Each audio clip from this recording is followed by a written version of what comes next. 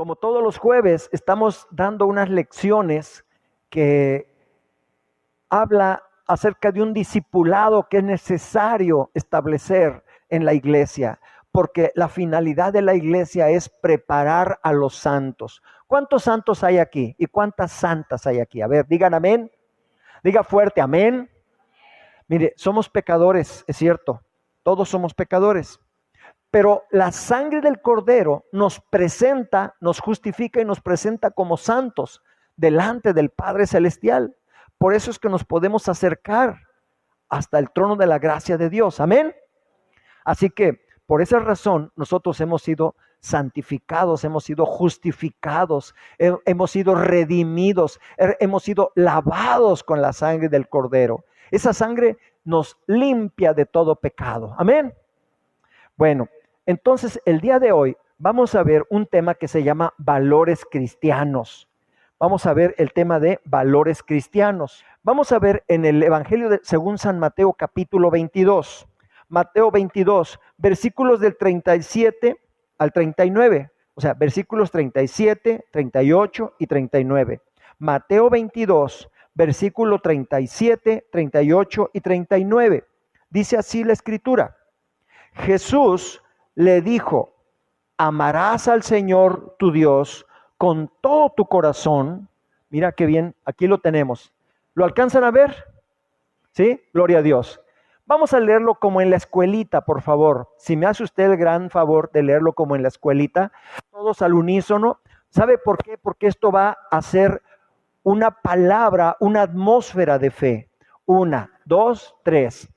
Jesús le dijo, amarás al Señor tu Dios con todo tu corazón y con toda tu alma y con toda tu mente. Versículo 38. Este es el primero y grande mandamiento. Versículo 39. Y el segundo es semejante. Amarás a tu prójimo como a ti mismo. ¿Sabe qué? Esos son los mandamientos más importantes que hay en toda la Escritura. Primeramente amarás al Señor tu Dios con todo tu corazón, con toda tu mente, con toda tu alma, con todas tus fuerzas, y después a tu prójimo como a ti mismo. ¿Ok? Entonces, este es mi primer valor. Mi primer valor es Dios. ¿Sabe por qué es mi primer valor? Porque Dios me creó, Dios me hizo. Con todo respeto, ¿verdad? A aquellas personas que consideran que la teoría de la evolución es verdad, yo les digo que no, por sencillas razones. Mire, así de sencillo. ¿Qué es más importante, una teoría o una ley? Dígame, ¿qué tiene más peso? Una ley tiene más importancia que una teoría, ¿verdad? Una teoría está en vías de que va a ser corroborada, que va a ser sostenida, ¿verdad? No tiene un fundamento firme, se conforma de hipótesis. Pero una ley es una realidad. La segunda ley de la termodinámica dice que las cosas no van mejorando, sino que se van desgastando. Usted tiene una maquinaria y la maquinaria con el tiempo, ¿qué pasa? ¿Se gasta? ¿Se descompone? ¿Sí o no?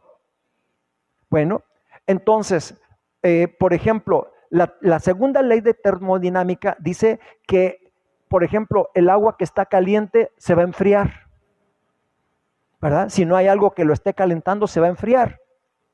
Así de sencillo. Y eso es una ley, eso no es una teoría. Entonces, contradice directamente a la teoría de la evolución. La evolución dice que todo va mejorando y no es cierto. Vea cómo ahora simplemente la sociedad se está degradando. Antes había más respeto hacia los padres, ahora ya no. Antes se respetaba más la vida, ahora ya no. ¿Verdad? Ahora es pues sálvese quien pueda. Y si no tienes a Cristo en tu corazón, cuidado. Entonces, bueno, no ese es el tema. Pero a lo que sí le quiero decir es que yo creo que Dios nos creó, Dios nos hizo, ¿verdad? Que hizo el universo, porque así lo dice la palabra de Dios. Entonces, si Él me hizo, mi vida le pertenece a Dios. Yo voy entonces a conocer la palabra de Dios para saber cuál es su voluntad. La Biblia dice que su voluntad es buena, es agradable y es perfecta. Entonces yo me voy a mover en esa línea de decir, Señor, tu voluntad para mi vida es buena, es agradable y es perfecta. Yo quiero conocer tu voluntad. Yo voy a ser obediente. Mire, Dios no hizo autómatas. Dios no hizo robots, no hizo muñecos, ¿verdad? Que con un control remoto le dicen, a ver, todos adórenme en este momento, todos alábenme, todos levanten las manos. No, lo hace el que lo quiere hacer. El que tiene en su corazón decir, sí, Señor, yo levanto mis manos, yo te alabo, yo te adoro, yo te glorifico. ¿Por qué? Porque sé que tú eres quien me hizo y mi vida te pertenece a ti. ¿Sí? El hombre tiene dos opciones: vivir de acuerdo a su propia voluntad, con sus propios conceptos, o someterse a Dios y decir, Señor, yo rindo mi voluntad a ti y yo quiero hacer tu voluntad. Por eso está usted aquí, porque dice, yo quiero aprender más de Dios, y por eso estoy yo aquí también, porque yo le digo, Señor, yo te quiero seguir sirviendo, ¿verdad? Por eso estamos aquí. El motivo de esta reunión es Dios, es el Todopoderoso, ¿verdad? Entonces, Él es nuestro primer valor, Dios y su palabra. Si yo amo a Dios, voy a respetar su palabra, voy a honrar su palabra, ¿verdad? Cuando reconocemos que es Dios quien le da sentido a nuestra vida y el agradecimiento llena nuestro corazón, vamos a vivir llenos de satisfacción y gozo, ¿sí? Creer en Dios no es solamente tener un concepto de un Dios lejano que está allá en una nube, un Señor con una bata blanca y con una barba larga y blanca, ¿no? No es eso, es tener una relación personal, es enamorarse más de Dios. Enamórese de Dios y va a ver cómo Dios tendrá un romance con usted. Suena raro, pero es real, porque Dios le ama. De tal manera amó Dios al mundo que dio a su Hijo unigénito para que todo aquel que en Él cree no se pierda, mas tenga vida eterna. Amén. Entonces, Dios es espíritu y es un ser omnipresente que se encuentra en cada parte del universo. Sí, un Dios trino, el Padre, el Hijo y el Espíritu Santo, un solo Dios manifestado en tres personas, a quien amamos con todo nuestro ser. Él es la prioridad de nuestro amor, obediencia y admiración sobre todas las cosas. Si yo amo a mis padres, aunque ya no están conmigo, pero si yo amo a mis padres, yo los voy a obedecer, porque se obedece por amor, ¿verdad que sí? Hay quienes obedecen por obligación, no hay de otra, porque no les queda otra. Pero cuando obedeces por amor, esa obediencia tiene un mayor valor.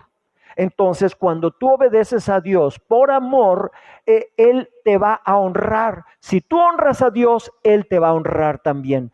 ¿Qué es honrar? Honrar significa poner en su lugar a cada quien. ¿A quién debo de honrar primero? A Dios. Entonces lo pongo en el lugar de preeminencia. Y después honraré a mi prójimo, ¿verdad? Entonces así dice, y amarás al Señor, amarás a tu prójimo como a ti mismo. Entonces lo pondré en un lugar también de preeminencia. Entonces, si yo amo a Dios, yo voy a amar su palabra y su voluntad. Entonces, el segundo valor es el valor de su palabra. ¿Sabe por qué? Porque Jesús es el verbo divino que se hizo carne, que habitó entre nosotros. Entonces Jesús es la palabra de Dios. Si usted ama la palabra de Dios, usted está realmente amando a Jesús. Cuando yo no conocía estas cosas, a mí se me hacía tan fácil pecar, porque yo no tenía una identidad, ¿verdad? Entonces yo decía, Señor, yo te amo y voy a ir a la iglesia el domingo. Pero ahorita entre semana tengo oportunidad de pecar, así que por favor no me acompañes, yo voy. Y fue cuando cometí las peores burradas de mi vida. ¿Sí? Lo dije de otra manera, pero prácticamente si lo traducimos, así lo estaba yo diciendo. Yo te amo, Señor, pero tú me entiendes que soy pecador y que soy humano, y entiendes que tengo estas pasiones desordenadas, ¿verdad? Si tú me entiendes, Señor, y con esas hipocresías yo hablaba a Dios, y entonces se me hacía tan fácil pecar entre semana y el domingo ir a la iglesia. Yo sé que usted no hace eso, pero allá lejos, por mi colonia, suelen hacerlo, ¿verdad? Entonces, pues ese era el concepto. Pero un día, ¿qué cree? Se me ocurrió leer la Biblia y entonces leí un versículo que está en el Evangelio de San Juan, y está hablando Jesús. Dice, el que me ama, guarda mis mandamientos y los obedece. El que no me ama, no guarda mis mandamientos. Dije, sangre de Cristo. Pues entonces yo no te amo, Señor. Aquí estoy viendo, la evidencia está que yo no te amo. Porque yo digo amarte, porque yo consideraba que el amor era un sentimiento, que el amor eran maripositas en el estómago, que el amor era algo bonito, ¿verdad? Así con corazoncitos, con ositos color de rosa y esas cosas que suelen mandar, ¿verdad? En el WhatsApp, aunque no existía el WhatsApp, pero de todos modos, pues yo pensaba que el amor era como un romance solamente, algo así, pero no, el amor es obediencia. Amor es someternos unos a otros. Los cónyuges se someten en amor, en obediencia y en amor mutuamente. ¿Me explico? Los hijos se someten en amor a los padres. Y nos sometemos a las autoridades. Amar a Dios significa obedecerlo en su palabra y su voluntad. Amor no es una emoción o un sentimiento bonito. Amor es respeto, responsabilidad y obediencia en sometimiento voluntario a la gracia infinita de Dios. Es someternos y a estar agradecidos porque Dios nos salvó de nuestra vana manera de vivir, ¿verdad? Entonces, en Juan capítulo 14, versículo 23 también dice algo muy similar a lo que le acabo de decir. Dice, respondió Jesús y le dijo, el que ama mi palabra guardará, y mi Padre le amará, y vendremos a él y haremos morada con él. ¿Sí? El que me ama. El que no me ama no guarda mis mandamientos. ¿Sí?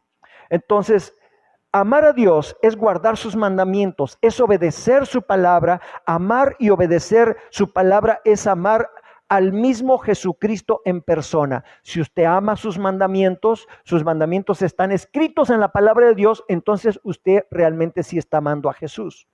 Jesús no es el personaje que está en un cuadro que usted tiene en su casa, donde está crucificado, o un personaje de barbas y bigote y una túnica, ¿verdad? No es que está orando así con una mirada muy, muy perdida hacia el cielo. Esas son imágenes solamente. Jesús es más real que usted y yo, porque Él nos creó con el poder de su palabra. Amén. Dijo, hagamos al hombre a nuestra imagen y semejanza. ¿Sí? Hagamos, dijo. ¿Quién es? El Padre, el Hijo y el Espíritu Santo. Estaban los tres ahí, en una junta verdaderamente cumbre, haciendo al hombre, soplando aliento de vida. Amén.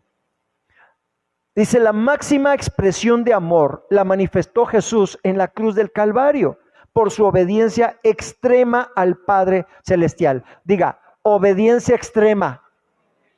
Otra vez, obediencia extrema. Amén.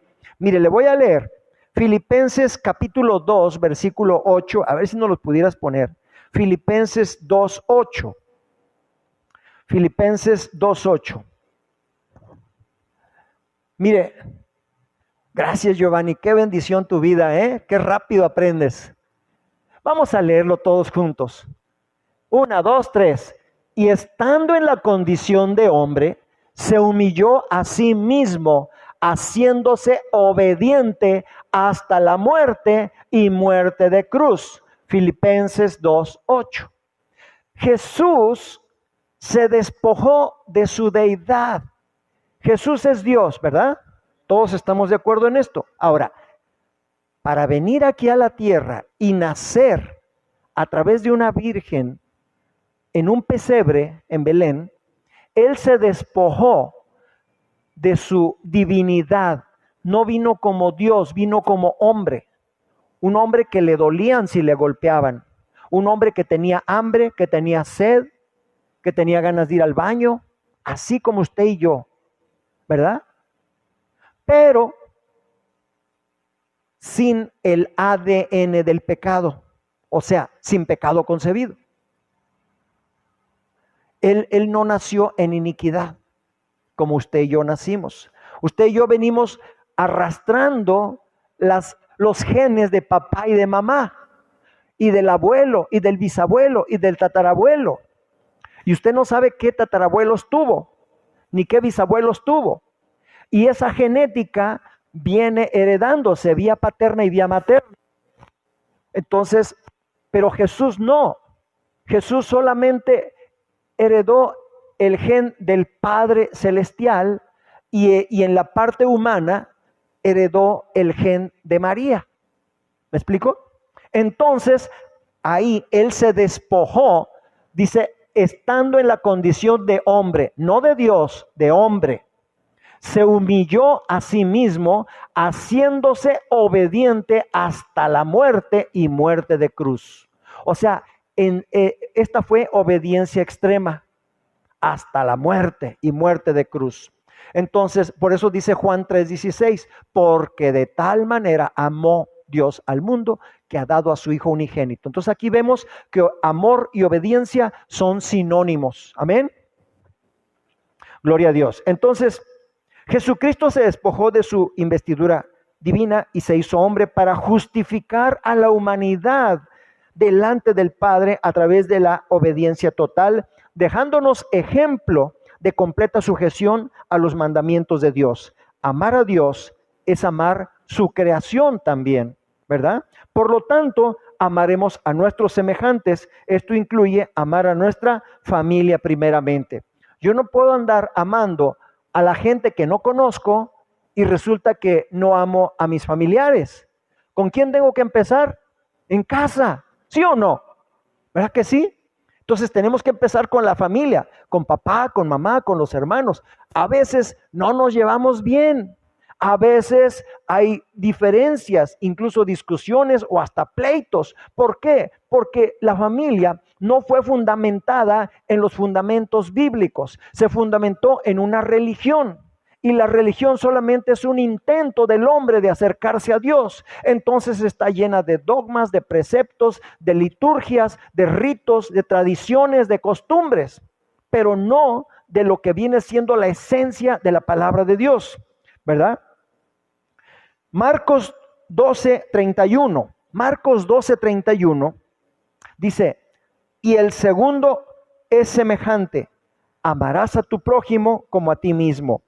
No hay otro mandamiento mayor que estos. ¿Cuál es? El primero que dice amarás a Dios y el segundo amarás a tu prójimo. Amén. Por eso estos son los valores cristianos. Entonces vemos que el valor se fundamenta en el amor, pero no en cualquier amor. Establecemos 4 clases de amor. El amor filial. Repita, amor filial. ¿Cuál es el amor filial o amor fileo? Que es el amor de hermanos, el amor de papá y mamá, el amor que sienten los hijos por los padres por los hijos, entre hermanos de la familia, ¿verdad? El amor que es cosanguíneo. ¿Me explico? Está el amor astorgos o astorge, que es el amor de los amigos. Ese es otro tipo de amor, el amor de amigos. Tienes una buena amiga o un buen amigo, ¿verdad? Es el amor astorge. El amor eros, que es el amor carnal, que está permitido y es válido dentro del matrimonio para las relaciones íntimas, ¿sí? El amor eros. Y está el amor ágape, que es el amor de Dios, el amor perfecto, el amor que está dispuesto a sufrir, el amor que está dispuesto a perdonar, el amor que está dispuesto a dar. Amén. Ok. Entonces, después de poner en primer lugar a Dios y su palabra, el segundo lugar lo ocupa nuestro prójimo y el más inmediato en nuestra familia, es nuestro familiar, ya sea el cónyuge, los padres, los hijos, los hermanos, etcétera.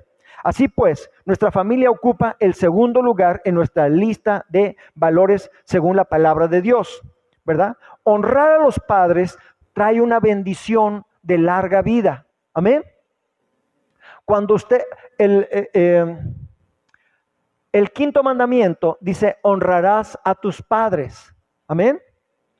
Pero no lo hemos leído completo. Dice, honra a tu padre y a tu madre para que te vaya bien y tengas larga vida en la que Jehová, en la tierra que Jehová tu Dios te ha prometido, ¿verdad? Entonces, este es el primer mandamiento con promesa, que si tú honras a papá y a mamá, te va a ir bien en la vida. Amén.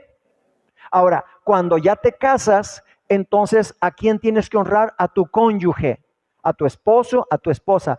Pero no quiere decir que vas a dejar de honrar a papá y a mamá. Simplemente va a tomar un lugar preeminente el cónyuge también, sin dejar de honrar a los padres. Y claro, mire, la honra es una bendición que es en forma de cruz. Honro a Dios, ¿verdad? Honro a mis autoridades que están por encima de mí, que pueden, si yo tuviera papás, serían mis papás. Amén. Bueno, entonces, es hacia arriba, es a los lados, honro a mis semejantes, a los que están a mi nivel, y honro a los que están abajo de mí. O sea, es para arriba, para los lados y para abajo. Así es la honra y así es el amor también. ¿Estamos aprendiendo algo, hermanos? Ok. La familia es el núcleo de la sociedad, ¿sí? Es el centro primordial de la estructura social, donde una pareja que se ama hace un pacto de matrimonio. El matrimonio es un pacto, hermanos. El matrimonio es un pacto. ¿Estamos de acuerdo? No es un convenio, no es un contrato, no es a ver si pega, si es chicle y pega, pues entonces ya nos casamos, y si no, pues no, ¿verdad? Es un pacto de amor delante de Dios, ¿sí? Dice, y se casa para fortalecerse y caminar juntos por la vida hasta que la muerte los separe, viviendo la vida en amor, además de procrear hijos para la preservación de la especie humana. Pero no siempre es así. Hemos conocido personas que se casaron, ¿sabe por qué? Porque ya no aguantaban a su familia y salieron corriendo de la familia y con el primero que le dijo mi alma, y ya quería casa aparte, y se fueron pero no se fue por amor, se fue ni porque era la voluntad de Dios, se fue porque simplemente ya no aguantaba la familia. Otros porque se enamoraron y sintieron maripositas en el estómago, pero el enamoramiento pues no es una garantía de que te va a ir bien, ¿verdad? Porque un día está basado en las emociones, en los sentimientos, y un día no vas a estar de buenas. Entonces un día no vas a amanecer peinada como te conocieron, ¿verdad? Maquillada,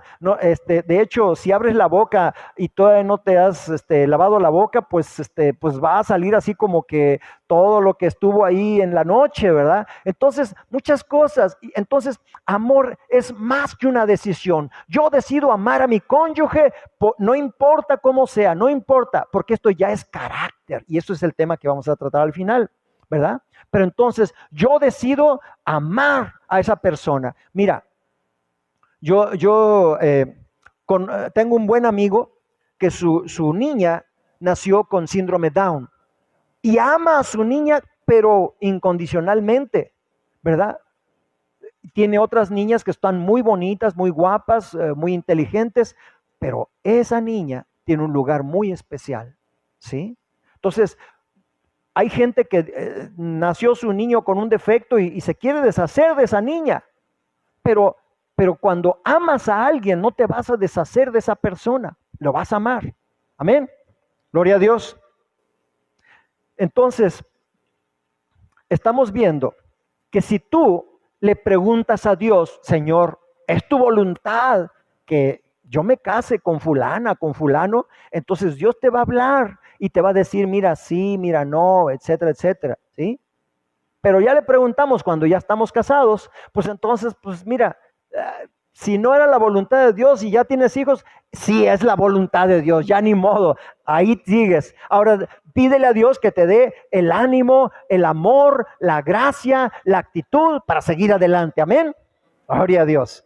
Bueno, entonces el matrimonio es la base de la familia. Si una familia está bien cimentada en el amor de Dios, va a prevalecer a pesar de las pruebas y los ataques que le sobrevengan. ¿Sí? Ok. Ese es otro valor, es el propósito divino. Todo en la vida tiene un propósito. Vamos a leer Eclesiastés 3:11. Eclesiastés 3:11. Dice, todo lo hizo hermoso en su tiempo y ha puesto eternidad en el corazón de ellos para que dice, sin que alcance el hombre a entender la obra que ha hecho Dios desde el principio hasta el fin. Los seres humanos nacimos con un llamado, con un propósito y con un destino. Amén. ¿Sí? Entonces tú no naciste por casualidad, tú naciste por un propósito en especial. Cuando la persona descubre ese propósito y lo desarrolla, deja un legado aquí en la tierra. Entonces puede decirse que esa persona tuvo éxito en la vida. El éxito en la vida no se define por la fama o por la lana. ¿Sí? Ni por el dinero, ni por la fama, ni por esas cosas materiales, ¿sí? Sino por llegar al punto clave que Dios determinó para que cumpliéramos nuestra misión en la tierra. Esto incluirá que las siguientes generaciones posteriores vayan a ser influenciadas también positivamente. Amén. Por ejemplo, yo conozco gente que dice, no, es que mi abuelita nos estableció unos fundamentos, ¿sí? Mi abuelita era rígida, pero ¿sabes qué? Nos dio un carácter, nos edificó un carácter y ahora somos así, somos íntegros, no andamos con doblez de corazón, o mi abuelo, o mi padre. Entonces, ¿por qué? Porque aunque ya se murió, pero de todos modos dejó una herencia en los hijos y en los nietos. Amén. ¿Cuántos quieren eso para su vida? Amén. Gloria a Dios, denle la gloria a Cristo. Aleluya. Santo el Señor, bendito Dios. Aleluya. Mire, póngase de pie. Vamos a orar esto en base a este libro. Vamos a orar por el llamado, el propósito y el destino. Dice, repita conmigo en fuerte y alta voz. Tú, Señor, cumplirás tus planes en mí. Tu misericordia, Señor, permanece para siempre. Yo soy creación tuya, no me desampares. Sé que tengo un llamado, un propósito y un destino que cumplir. Tú me bendijiste en los lugares celestiales antes de la fundación del mundo, para que yo fuera santo y sin mancha delante de ti, para que yo realice las obras que ya preparaste de antemano. Profetizo, diga fuerte, profetizo sobre mi destino, que tu voluntad se cumpla en mí y que mi vida se alinea a tu propósito a favor de todas aquellas personas que voy a influenciar en la vida y por ende para edificación propia. Revélame tu voluntad y que no pase la vida fluctuando como ola llevada por el viento de aquí para allá, sino que me tomes en tus manos y como el alfarero me moldees para cumplir ese propósito al establecer el reino aquí, en donde yo vivo o a donde tú me lleves. Úsame como saeta de salvación para quienes me has reservado y cumple tu propósito en mí. No permitas que el enemigo desvíe mi camino, sino que en justicia yo me proyecte hacia el destino reservado para mí y los míos. Establece un puente de gracia que me lleve al destino que tú planeaste para mí aquí en la tierra. Llévame a conocer mi destino y a profetizar sobre él, que nada me desvíe de tu propósito que diseñaste para mí en la vida. Permite que tanto mi familia natural como mi familia espiritual, hermanos en la carne y hermanos espirituales, cumplan también ese propósito. para que juntos lleguemos a la estatura del varón perfecto, que es Jesucristo. Hoy me posiciono para vencer al adversario, tomando la autoridad que me has dado para hollar serpientes y escorpiones, y que ningún arma forjada contra mí prospere. Gracias por asignarme una tarea dentro de tu reino y confiarme los tesoros muy guardados y los secretos escondidos del poder de tu palabra, con la cual puedo echar fuera demonios, ordenarle a las circunstancias que se sometan y que lo sobrenatural se manifieste en mi vida a través de la fe, con milagros, señales y maravillas, en el nombre de Jesús. Yo no seguiré a los milagros ni a las señales, sino que ellos me seguirán a mí, porque así lo dice tu palabra en Marcos 16:20. Todo lo puedo. Ahora dígalo fuerte. Todo lo puedo en Cristo que me fortalece. Ninguna tarea será imposible para mí, por cuanto es tu Santo Espíritu quien me dirige, ya que a nadie se le otorga mayor carga que la que pueda llevar. Y si veo que la tarea es demasiado grande para mí, es porque tú, Señor, eres aún más grande y poderoso para llevar mis cargas, y volaré sobre alas de águila, así como llevaste a tu pueblo por el desierto hasta llegar a la tierra prometida. Aunque mi tierra prometida esté detrás de las montañas de imposibles que interrumpen mi camino, tú me has dado potestad para desarraigar toda montaña que se interponga, para que yo sea edificado en la fe del Hijo de Dios y cumpla tu propósito en la vida. Persistiré en la oración y en la obediencia hasta vencer. Permaneceré en tu palabra hasta el último día de mi vida. Nada me separará del amor tuyo en Cristo Jesús. Amén.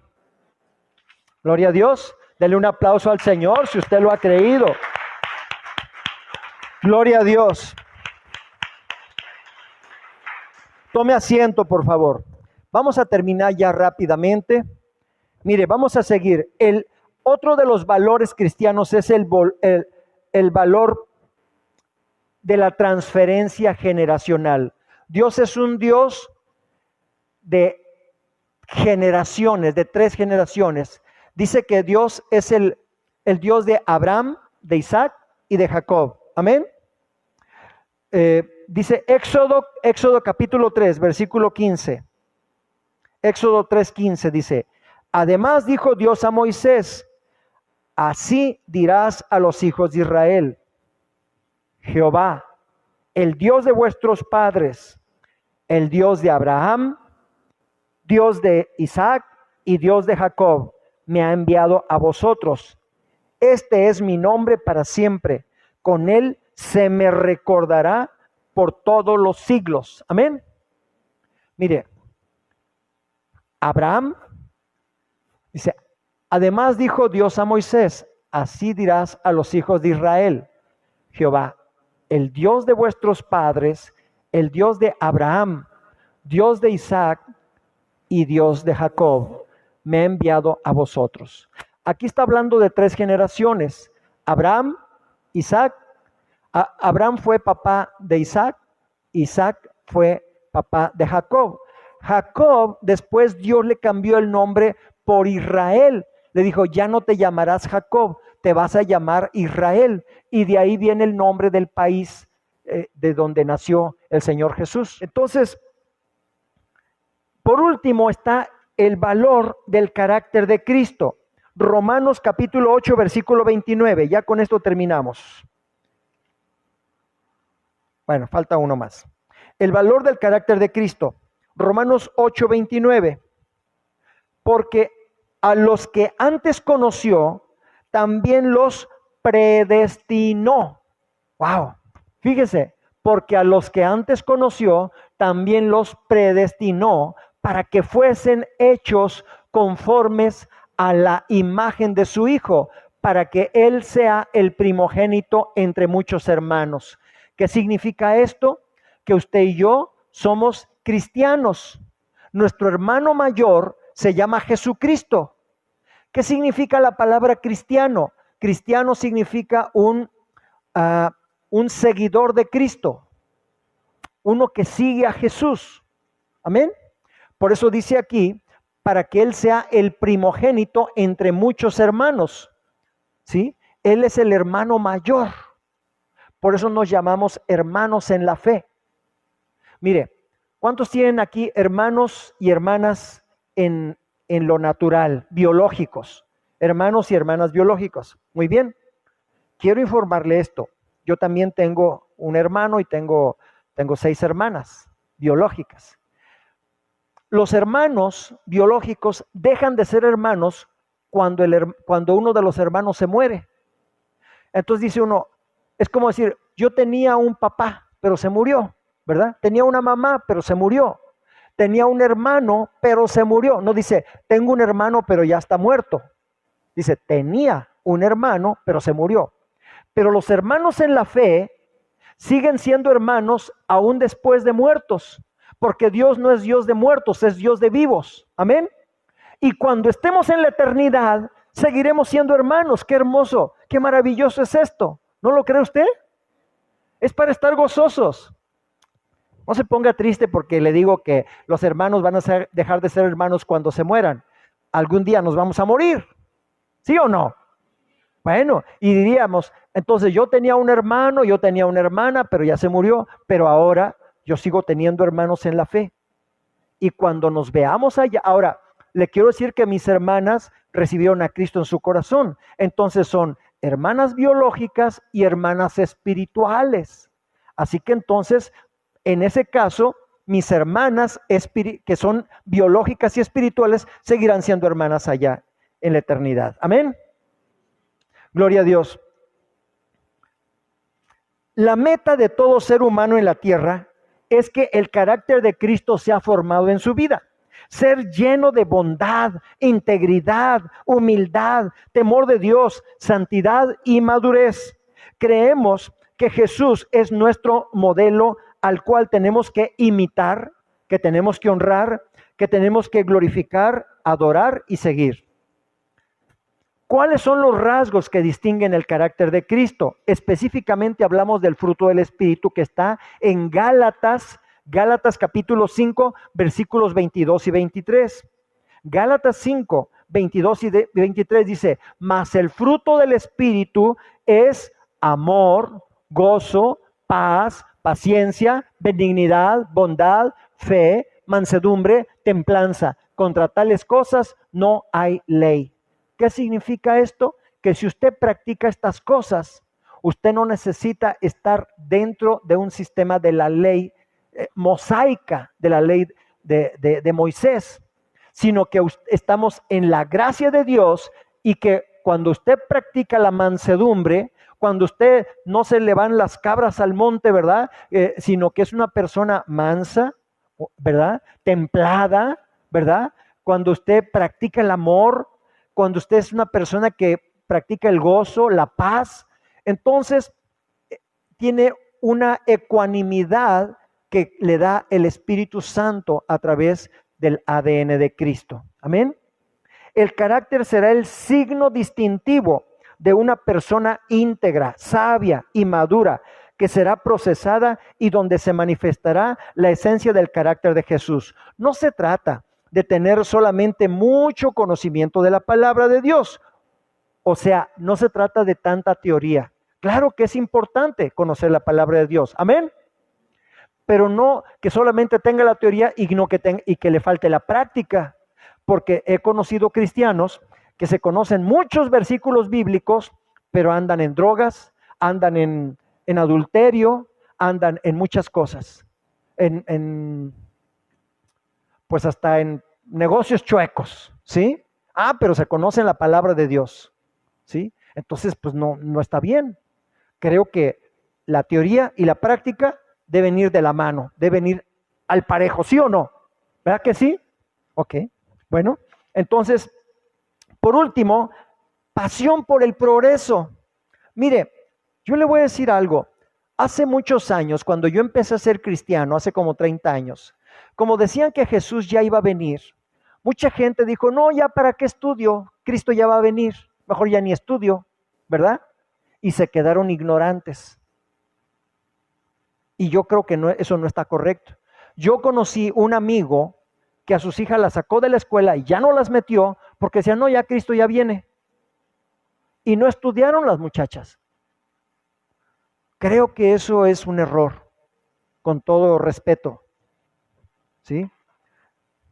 Dice, un carácter sólido, estable y maduro hará que valoremos también el hecho de prosperar y bendecir a otros. El deseo de Dios es que prosperemos en todo, ¿verdad? Por eso el crecimiento constante es un valor para nosotros. Madurar, progresar e ir a otras dimensiones y niveles de visión, fe, unción, gloria y bendición será un sello que nos distinguirá, como la Biblia lo muestra con ejemplos como Noé, Josué, José, Ruth, Esther, Gedeón, David y muchos más. Amén. Cuando hablamos de progreso, no estamos hablando de tener un espíritu de competencia. ¿Sí? Hay gente que es competitiva y entonces si tú vendiste 50, dice, no, yo le voy a ganar y yo voy a vender 100. Creo que eso es un espíritu competitivo que no está sano. ¿Sí? ¿Contra qué voy a competir yo? Contra mí mismo. Yo antes me costaba más trabajo perdonar, ahora es más fácil perdonar. Ahora me es más fácil ser generoso. Ahora me es más fácil ser obediente. Amén. Como que se oye así muy calladito, ¿verdad? Dice, cuando hablamos de progreso, no estamos hablando de tener un espíritu de competencia con los demás, precisamente, ya que nuestro deseo de progresar se enfocará en buscar ser mejores en base a lo que fuimos el día de ayer. Ahora yo tengo que ser mejor que ayer. ¿Sí? De vencer las actitudes de derrota, de pesimismo, de maldad, de miedo, de frustración, y apoyarnos en la palabra de Dios, en sus promesas y en su voluntad para lograr el nivel óptimo para nuestra alma en base a la voluntad del Padre Celestial. Amén. Con esto terminamos ahora sí. ¿Qué dice la tercera carta de Juan? Capítulo 1, versículo 2, dice, amado. Repita conmigo, tercera de Juan, versículo 2. Capítulo 1, versículo 2. Vamos, póngase de pie, por favor. Repítalo con fuerza, en fuerte y alta voz, porque estas palabras que usted habla se le van a quedar en su corazón, en su subconsciente. Amén. Van a llegar a su espíritu. 1, 2, 3. Amado, yo deseo que tú seas prosperado en todas las cosas y que tengas salud, así como prospera tu alma. Amén. Cuando la oración del Padre Nuestro dice, hágase Señor tu voluntad, ¿qué está diciendo ahí? Pues yo quiero que seas prosperado, ¿verdad? Entonces diga, gracias Señor, porque tú me amas, porque tú deseas que yo prospere en todas las cosas y que tenga salud, así como prospera mi alma. Mi psique, mi alma va a prosperar. Seré una persona ecuánime. Seré una persona que me moveré en los propósitos de Dios. Soy una persona sana. Todo síntoma de contagio, de enfermedad, yo la echo de mi vida por la sangre del Cordero Santo. Renuncio a todo síntoma de enfermedad. Renuncio a toda debilidad en mi cuerpo. Renuncio a todo contagio. Yo soy sano por la llaga de Cristo, porque Jesús ya fue molido por mis rebeliones, fue herido por mis pecados. El castigo de mi paz fue sobre de él y por su llaga yo estoy sano, estoy limpio, estoy curado. Y gracias Señor, porque tú quieres que yo prospere en todas las cosas. Prosperaré en mis relaciones familiares, en mis relaciones personales.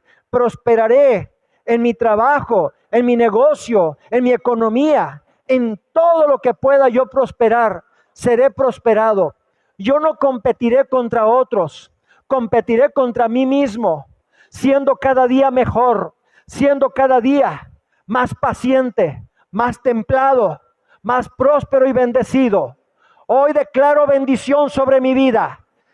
Declaro la palabra de Dios que dice que Jehová te bendiga y te guarde. Jehová haga resplandecer su rostro sobre ti. Jehová tenga de ti misericordia. Alce sobre ti su rostro y ponga en ti la paz. Amén. Bendición.